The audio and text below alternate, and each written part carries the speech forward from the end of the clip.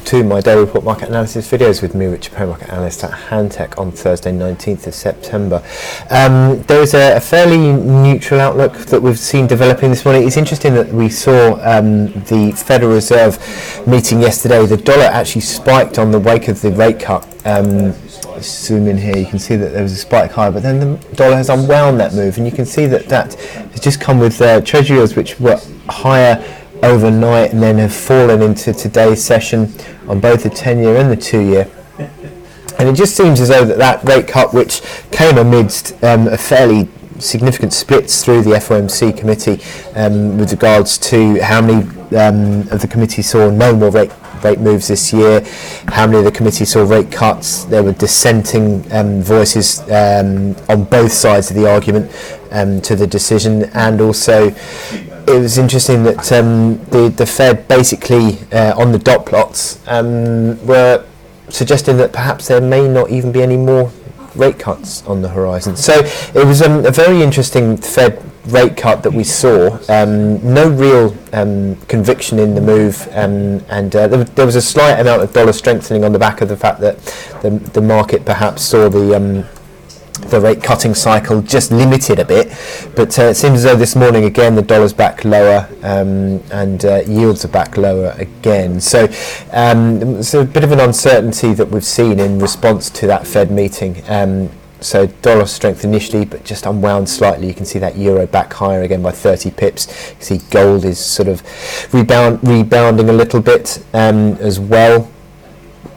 In terms of equities, they were lower on the initial Fed reaction, but as you can see, the S&P 500 closed higher into the end of the session. So there was a fairly decent recovery that we've seen, and that sort of filtered through into European markets today. The oil price fell sharply again yesterday, but a little bit supported today. That moved to the downside yesterday again on, well, interestingly, we saw the EIA inventories showing an inventory build surprise yesterday, so that hit the oil price, but just supported a little bit today.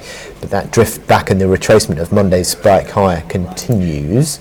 This morning we've had, more central banks today. We've seen overnight with the Bank of Japan coming out with monetary policy. No change there expected, but it's sort of suggested that it will be revisiting its policy going forward. Also we've had the Swiss National Bank again holding fire on rate cuts, but tiering of the deposit rate quite aggressively. So the Swiss franc has strengthened against the dollar in response to that. Later on today, we've got the Bank of England. Again, no change expected there, and unanimous decision on the committee. But we did see a surprise fall in that inflation data. But I think it's likely to be a little bit of just a near-term blip on that inflation move. But interesting to see what the Bank of England says today.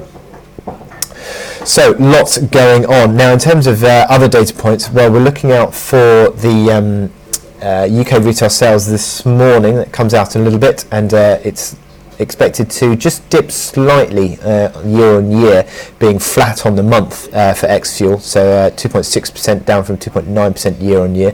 Then into the afternoon we've got the US current account, which is expected to marginally improve on the deficit to 127.8 billion, down from 130. An improvement on 130. And then we've also got the weekly jobless claims back higher a little bit to 213, so that's broadly in line with where we've seen the jobless claims recently, although that moving average continues to fall away seemingly. A little bit of an unwind on last week's strength of 204. And then the Fiddly Fed at 130 as well, just back to plus 11 from plus 16.8. Lots to get through. Anyway, so my chart today is Euro Aussie. Now we've seen the euro sort of regaining strength, and the Aussie under pressure today. That I'll show you why the Aussie is under pressure today. When we saw this morning the Aussie unemployment data increasing on the unemployment number unemployment rate to 5.3%. But look at this full-time employment negative 15.5, which has hit the Aussie this morning. And I was looking at the Euro Aussie last night, and it certainly has accelerated away today. That breakout, initially the fact that the market found support around that 159 big figure level from the June low, subsequently rallied through this week through that reaction high at around 161.60 of last week's high. So decisively through that this morning, building an uptrend. Look at the momentum indicators really accelerating away on the stochastics.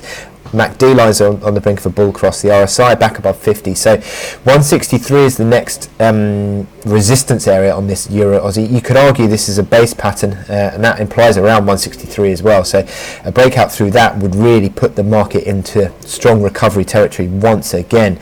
And given the fact that the momentum indicators are so strong, it really does suggest that the market is going away with this as a recovery. You can see here on the hourly chart that sort of concept of a base pattern really pushing higher. You could even argue it's a head and shoulders reversal, so you'd actually measure from 159 figure from 161.70, so that's around 270 pips of recovery, so we're talking 164.40 area as another recovery target potential. So there is upside moves as these momentum indicators really do go.